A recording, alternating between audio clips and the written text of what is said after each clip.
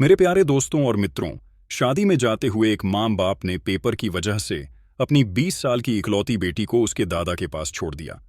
लेकिन जैसे ही आधी रात गुजरी, दादा 20 साल की कुंवारी पोती के कमरे में पहुंच। यह कहानी बड़ी दिलचस्प है, इसीलिए कहानी को आखिर तक जरूर सुनेगा। आजकल शादियों का भी कोई मौसम नहीं रहा। अब तो हर मौसम में शादियां होती हैं। उत्तर प्रदेश के एक गांव में रमेश नाम का एक आदमी रहता था। उसकी एक ही बेटी थी जो उसकी इकलौती औलाद थी। बस घर में मियाँ बीवी और उनकी एक बेटी रहते थे। बेटी का नाम प्रिया था। प्रिया ने घर से 2 किमी दूर एक इंटर कॉलेज से अपनी पढ़ाई पूरी कर ली थी। अब उसने आगे पढ़ने का इरादा किया। नीट यानी डॉक्टरी की पढ़ाई करने के लिए अपने माँ बाप से कहा। वो एक मिडिल क्लास फैमिली थी। परिवार तो बहुत बड़ा था, पर रमेश की फैमिली में और कोई था नहीं। प्रिया के अलावा कोई औलाद भी नहीं थी। इसीलिए उन्होंने प्रिया को उसकी मर्जी के मुताबिक पढ़ाने का इरादा किया। अब प्रिया का दिल्ली में एक बड़े कॉलेज में एडमिशन हो गया। रमेश और उसकी बीवी ने बेटी को इतनी दूर कितने बड़े शहर में अकेला छोड़ना मुनासिब नहीं समझा। उन्होंने भी बेटी के साथ दिल्ली में ही रहने का फैसला किया। रमेश के मोहल्ले का ही एक आदमी सुरेश, जिसकी उम्र तकरीबन 65 साल थी, वह पहले से ही दिल्ली में एक कंपनी में गेटमैन की नौकरी करता था। अब रमेश ने सीधा सुरेश से कांटेक्ट किया। सुरेश ने रमेश को बताया कि हाँ जी, फ्लैट में मैं रहता हूँ। उसमें 2 कमरे हैं। दोनों का अलग अलग किचन है, अलग अलग टॉयलेट और वॉशरूम है। इसमें एक कमरा मैंने किराए पर ले रखा है। एक कमरा अभी खाली है। इससे पहले कि इस कमरे में कोई और आए, तुम कहो तो मैं जल्दी से फ्लैट मालिक से बात कर लूं। रमेश ने हाँ कर दी और इस तरह प्रिया और उसके माँ बाप दिल्ली में उस फ्लैट में किराए पर रहने लगे। फ्लैट में 2 कमरे बने हुए थे और रमेश घरों में रंग पेंट का काम किया करता था। दिन गुजरते गए, रमेश का काम भी बहुत अच्छा चलने लगा। गांव के मुकाबले में यहाँ कमाई अच्छी थी। एक ही गांव के होने की वजह से रमेश और सुरेश के साथ में काफी अच्छी बातचीत हो गई थी। रमेश की उम्र अभी सिर्फ 40 साल थी और सुरेश उससे 25 साल बड़ा यानी 65 साल का था। इसलिए रमेश उसे चाचा कहा करता था और प्रिया उसे दादा कहा करती थी। सुरेश पहले अपना खाना बनाया करता था, लेकिन रमेश ने सुरेश को खाना बनाने से मना कर दिया और कहा, तुम अकेले आदमी हो, तुम्हारा खाना भी इधर ही बन जाया करेगा। रमेश की बीवी ने सुरेश से कहा, हाँ चाचा जान, आप क्या खाना बनाओगे, मैं आपके लिए भी खाना बना दिया करूंगी। और इस तरह सब एक फैमिली की तरह रहने लगे। सब कुछ अच्छा चल रहा था। अचानक रमेश की फैमिली को एक शादी में जाना पड़ गया। रमेश की बीवी के परिवार में शादी थी, इस वजह से बहुत खास थी। इसीलिए घर के सभी लोगों को जाना जरूरी था। प्रिया के घर के सभी लोग जाने के लिए तैयार थे, लेकिन सबसे बड़ी समस्या यह थी, प्रिया का बहुत अहम पेपर था। इसलिए रमेश ने रिश्तेदारों से फोन पर मना कर दिया।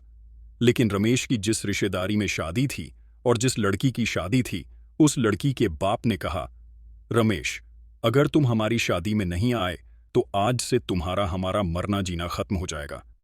रमेश परेशान हो गया। प्रिया की मां का जाना जरूरी था, क्योंकि उनके घर में शादी थी। सबने मिलकर फैसला किया कि प्रिया घर पर ही रहेगी। प्रिया भी शादी में जाना चाहती थी, लेकिन फिर पेपर का मसला था। बस यही सोचकर प्रिया नहीं गई और घर पर ही रुक गई। लेकिन रमेश प्रिया को घर पर अकेला छोड़कर नहीं जा सकते थे। अगर कुछ हो भी जाए तो अकेली लड़की क्या कर पाएगी। रमेश ने यह सब सोचा और फिर अपने सबसे खास और भरोसेमंद आदमी सुरेश को बुलाया और कहने लगा, सुरेश चाचा, एक काम है, 2-4 दिनों के लिए हम एक शादी में जा रहे हैं। क्योंकि एक दिन तो जाने में लगेगा और एक दिन आने में लगेगा और 2-3 दिन वहां रुकना भी पड़ेगा। और घर में मेरी बेटी प्रिया अकेली है। घर में एक लड़की का अकेले रहना सही नहीं है। अगर तुम्हें कोई परेशानी ना हो तो क्या तुम कुछ दिनों के लिए मेरी बेटी का ख्याल रख सकते हो। सुरेश प्रिया के दादा थे, इसीलिए कहने लगे, इसमें परेशानी वाली कौन सी बात है। जैसे मैं यहां से अपनी जॉब के लिए जाता हूं, वैसे ही यहां से प्रिया पेपर देने के लिए चली जाएगी। वैसे भी मैं पूरी रात में ही घर पर रहता हूं, तो रात में मैं तुम्हारे घर पर सो जाया करूंगा। सुरेश दादा रात में प्रिया का ध्यान रखने के लिए तैयार हो गए और रमेश से कहने लगे, आप चिंता ना करें, मैं हूं तो कोई परेशानी की बात नहीं होगी। सुरेश की उम्र भले ही 65 साल थी, पर वह एक लंबे तगड़े आदमी थे। प्रिया के पापा और मम्मी नहा धोकर जाने के लिए तैयार हो गए और शाम को निकल गए। उसके बाद शाम को जब सुरेश कंपनी से आ रहा था, तब उन्होंने प्रिया को कॉल की और पूछने लगे कि खाने में क्या खाओगी। प्रिया ने कहा, दादा थोड़ी पनीर की सब्जी लेकर आना, क्योंकि प्रिया को पनीर की सब्जी बहुत ज्यादा पसंद थी। प्रिया ने कहा, मैंने रोटी और चावल बना लिए थे। शाम को जब सुरेश दादा आए तो वह अपने साथ पनीर की सब्जी भी लेकर आए और कुछ केले भी उनके हाथ में थे। दादा सुरेश घर आने के बाद बहुत ज्यादा थक गए थे और कहने लगे, प्रिया, तुम खाना लगा दो, मैं हाथ मुंह धोकर आ रहा हूं। इससे पहले भी सुरेश दादा हमारे साथ खाना खा चुके थे तो हम लोग थोड़ा फ्रेंडली भी थे। पहले से ही सुरेश दादा मेरे साथ इस तरह मजाक करते थे। मत मजाक करता है। दादा हाथ मुंह धोकर आए और हमने साथ बैठकर खाना खाया और बातें करने लगे। सुरेश दादा मुझसे कहने लगे, प्रिया, आज मेरी तबीयत कुछ खराब है, टांग में कुछ तकलीफ हो रही है। रात को प्रिया खाना खाकर अपने कमरे में जाने लगी। सुरेश ने कहा, प्रिया, थोड़ी चाय बना दोगी क्या? मुझे मेरी टांग में थोड़ी तकलीफ है, सर में भी दर्द हो रहा है। मैंने कहा, अपने कमरे में जो मैं चाय बनाकर लाती हूं। प्रिया चाय बनाकर लाई तो देखकर हैरान हो गई। सुरेश कुर्ता निकालकर लुंगी में लेटा हुआ था। वो 65 साल का कोई बूढ़ा नहीं, जैसे कोई पहलवान हो। प्रिया और सुरेश दोनों बैठकर चाय पीने लगे। सुरेश कहने लगा, आज मैं बहुत थक गया हूं। प्रिया ने वैसे ही मजाक के तौर पर कहा, क्या तुम्हारी टांगें दबाऊं? प्रिया को अंदाजा नहीं था। उसके दिल में यही बात थी कि सुरेश दादा एकदम मना कर देंगे। लेकिन सुरेश ने कहा, हां, अगर दबा दोगी तो तुम्हारा एहसान होगा। प्रिया भी 20 साल की नौजवान लड़की थी। प्रिया सुरेश की टांगें दबाने खाना खाने के बाद दादा फोन चलाने लगे और मैं किचन में जाकर काम करने लगी। सारा काम खत्म करने के बाद हम लोग रात को 1 बजे तक इधर उधर की बातें करते रहे। सुरेश दादा इतने अच्छे थे कि बात करते वक्त का पता ही नहीं चला। उसके बाद मैं अपने कमरे में जाकर सो गई और दादा अपने कमरे में सो गए। सुबह मैं जल्दी उठकर दादा के लिए नाश्ता बनाने लगी, लेकिन मैंने देखा कि सुरेश दादा अभी भी नहीं उठे थे। मैं दादा को आवाज देने लगी और कहने लगी, दादा, आपको देर हो रही है, उठ जाइए। लेकिन शायद आज देर रात सोने के कारण दादा गहरी नींद में सो रहे थे और दादा ने मेरी आवाज सुनी ही नहीं। मैं दादा के कमरे में गई और दादा को जगाने लगी। फिर मैंने दादा के ऊपर से कंबल खींच। मैं थोड़ी देर तक ऐसे ही दादा को देखती रही। तभी दादा की आंखें खुल गईं और दादा ने कहा, अरे प्रिया। मैंने दादा की तरफ देखते हुए कहा, उठ जाइए, आपको लेट हो जाएगा। दादा ने फोन उठाकर देखा और कहने लगे, अरे बाप रे, आज तो बहुत ज्यादा टाइम हो गया। किचन का काम खत्म करके मैं दादा के रूम में उनसे बात करने चली गई। कुछ देर बाद बात करते करते अचानक दादा ने जोर से डराया, जोर से बोले, प्रिया, तुम्हारे कंधे ऊपर छिपकली। इस पर मेरी छींक निकल गई और घबराते हुए दौड़कर दादा के गले से लिपट गई। मुझे बहुत डर लग रहा था। इस पर सुरेश दादा हंसने लगे और कहने लगे, अरे पगली, मैं तो मजाक कर रहा था, तुम तो सचमुच डर गई। मैंने कहा, दादा, ऐसा मजाक फिर कभी मत करना, मुझे छिपकली से बहुत डर लगता है। मैंने दादा से सॉरी बोला, लेकिन दादा ने कहा, अरे पगली, कोई बात नहीं है, हम दोनों तो दोस्त हैं ना, तो इतना तो चलता है। वैसे भी मैं तुम्हें अपनी दोस्त ही मानता हूं। इतना कहकर दादा मुस्कुरा दिए। उसके बाद दादा काम पर चले गए। प्रिया भी अपने कॉलेज के लिए निकल गई। शाम को घर आए, खाना खाया, रात हो गई। दादा ने प्रिया से कहा, आज तुम यहीं मेरे साथ सो जाओ, क्योंकि तुम्हारे कमरे में छिपकलियां भी ज्यादा हैं और तुम छिपकली से बहुत डरती हो। इस पर कुछ देर तक प्रिया सोचने लगी, फिर खामोशी से दादा के पास बैठ गई। तभी फिर से एक बार बिजली चली गई। रात के करीब 2 बजे का समय हो रहा था। तब दादा ने अपने मोबाइल की लाइट ऑन की और कहा, कुछ देर लेटने के बाद मेरे शरीर से पसीना निकलने लगा। तब मैंने दादा से कहा, यहां बहुत ज्यादा गर्मी लग रही है। दादा कहने लगे, अगर तुम बुरा ना मानो तो एक बात कहूं। मैंने कहा, हां, कहो। बोले, तुम कोई हल्के फुल्के कपड़े पहन लो, इससे तुम्हें गर्मी भी ज्यादा नहीं लगेगी। मैंने भी यही ठीक समझा, लेकिन मुझे बहुत झिंझक महसूस हो रही थी। फिर मैं अपने कमरे में गई और मैंने नहाकर एक हल्की सी ड्रेस पहन ली। जब मैं कमरे में आई तो फिर दादा ने मुझे अपने पास बैठने का इशारा किया तो मैं बैठने से इनकार कर दिया। सुरेश दादा ने प्रिया का हाथ पकड़कर अपने पास बिठाया।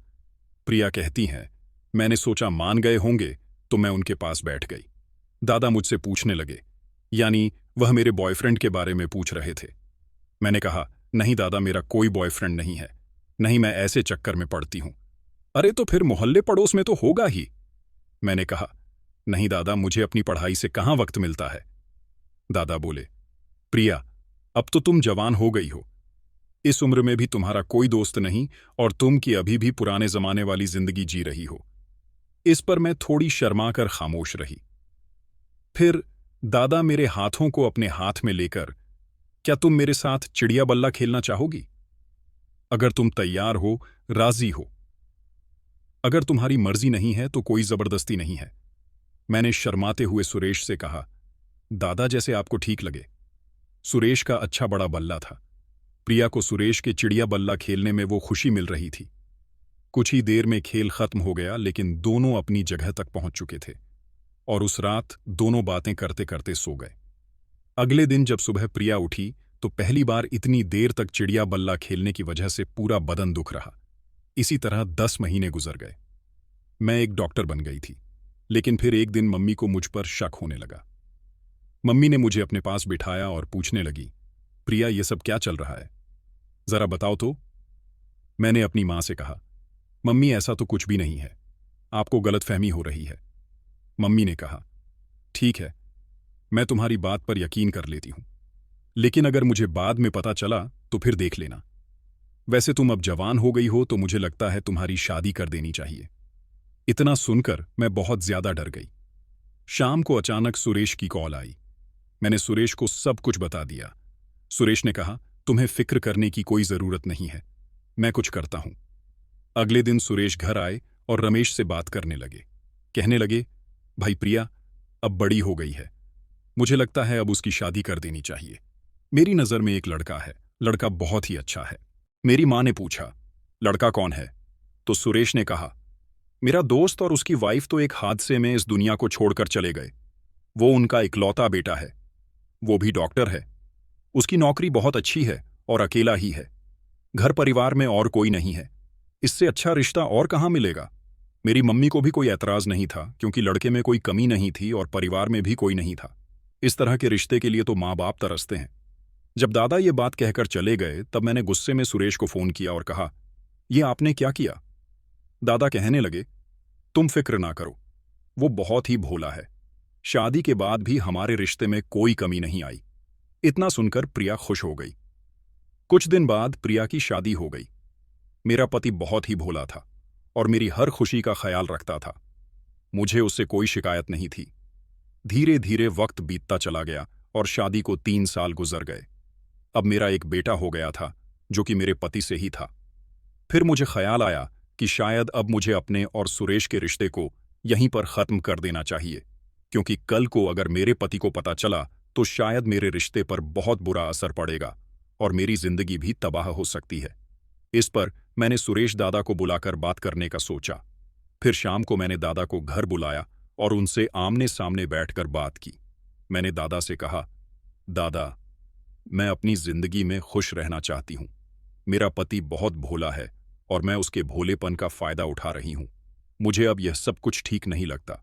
जैसा भी है, वह मेरा पति है। उसने मुझे कभी परेशान नहीं किया, ना ही मेरे साथ कोई बदतमीजी की, लेकिन मैं उसे धोखा दे रही हूं। शादी से पहले हमारे बीच जो भी कुछ था वह एक अलग बात थी, लेकिन अब मेरी शादी हो गई है और मैं एक बच्चे की मां भी हूं।